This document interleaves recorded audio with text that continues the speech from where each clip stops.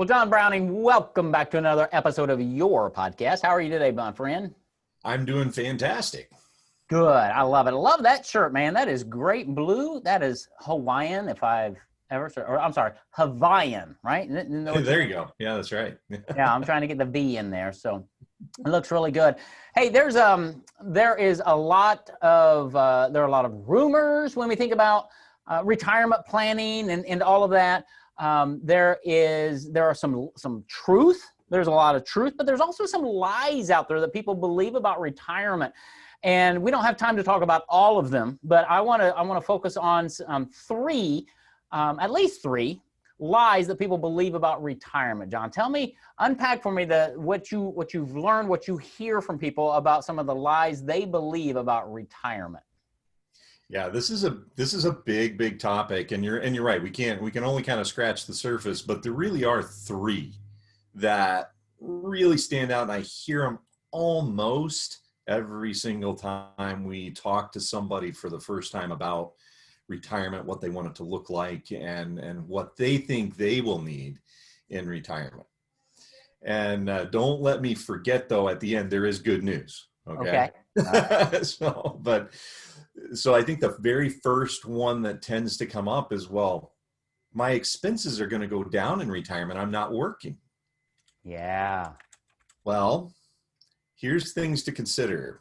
On the weekends, what do you do? A lot of times, maybe not every time. Maybe you're fixing the house and everything else, but what do?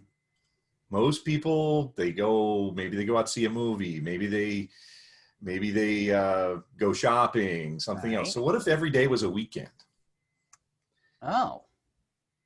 You tend to go golfing more, go fishing more. Fishing doesn't cost any money, right? Right. Yeah, asking any fisherman who's really into fishing if fishing actually costs money, okay? Yeah. Well, and I just thought, when you said that, eating out, retirement, I'm sorry, it could be very boring if I'm sitting around the house all day, every day with my wife. You know what? Let's just go out to eat. Yeah, that's right. Let's just go out to eat again and again. And pretty soon my eating out budget is, well, so much for my envelope system, right? Yeah, that's right. So much for that budget. And yeah, that's what we see it happen. And that tends to be, especially when you first retire, you're like the kid that just got out of school. It's like freedom, right? It's like and you buy the new set of golf clubs because you got more time to golf. You want the new set of golf clubs, you want the new shoes, you want the new you want the best balls because you want to get better at that. And fishing, you want the new rod, you want the new I want the new bass boat.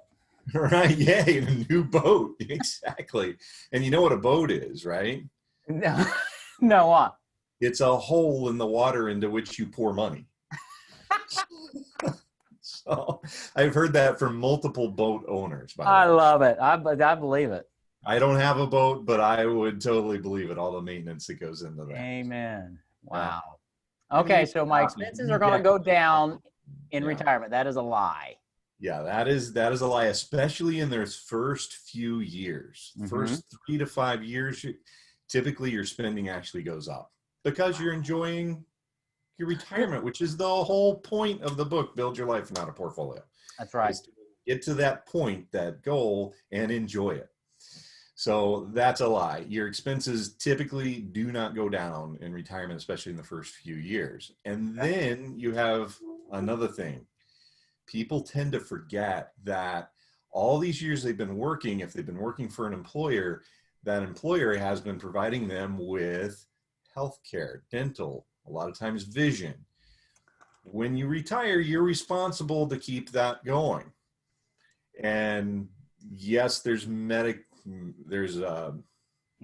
Medicaid, all that kind of stuff, right? There's all of that out there. We actually have an expert that we use on our team, not directly with us, but we have, with comprehensive financial planning, you have a legal team, you've got a CPA team, you've got an insurance team, which would be where this guy fits in. And he specifically concentrates when you turn about 64, you start getting all kinds of information about the programs that you're going to be eligible for. Mm-hmm. But guess what? They're not all free.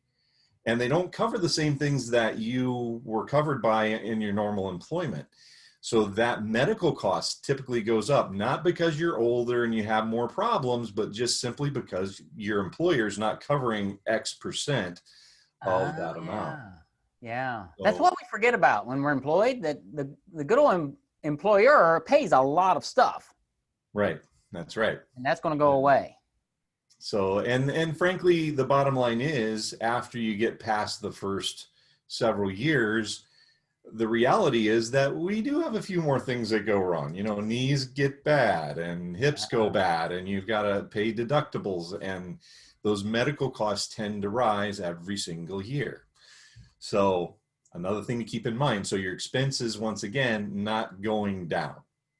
Good point. Especially if you've got that golf game that's not working so well, or you're throwing that fishing rod so much that shoulder's going to go out. The shoulder's going to go out. You're going to have the tennis elbow. You're going to have the wrist, the carpal tunnel. You're doing it to yourself. No, I'm just I know, but you're having fun, right? So expenses, here are the lies. The expenses are going to go down, which they're not. And my healthcare costs they are going to go up, and I forget about that. So that's a lie, that my healthcare costs are actually going to stay the same or go down. They're not, because my employer is not paying the other percentage. That's right. What's the third lie that you hear all the time? The third one is probably the biggest one that people don't realize, is that if you are starting to live off of your investments, say your 401k money, your traditional IRA money, guess who you have to pay from all those? Uncle Sam. Taxman Max. Yes, the tax man cometh. Those don't go away just because you're retired. Now, if you have invested in a Roth, which we can talk about on a different time, but most of the time people are going to have a 403b, 401k, or something like that. And as they withdraw those funds, they're going to have to pay taxes on them. So that doesn't go down. So you say, well, I only need $100,000 to live. Well, you $100,000 plus the taxes that you're going to have to pay as you withdraw those funds. Yeah. So that's a big chunk, as we all know. And it's a big chunk, and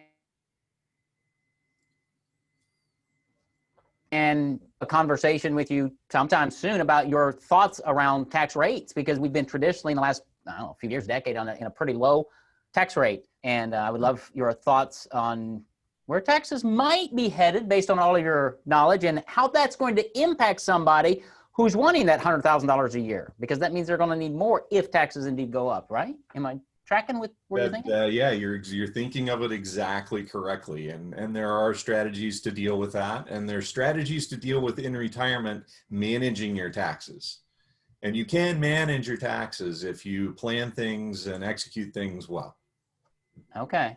Well, that's good. I heard from, I don't even know where I heard it, John, but somebody told me years ago that, yeah, your number one error, most people's number one error is the government, because of the money they have in their 401ks and 403 and all of that. And people just, we either don't know that, or we have forgotten it. And the government they like to have their money, and for good reasons. I love streets. I love nice paved streets and things, but they don't forget, and they're going to show up.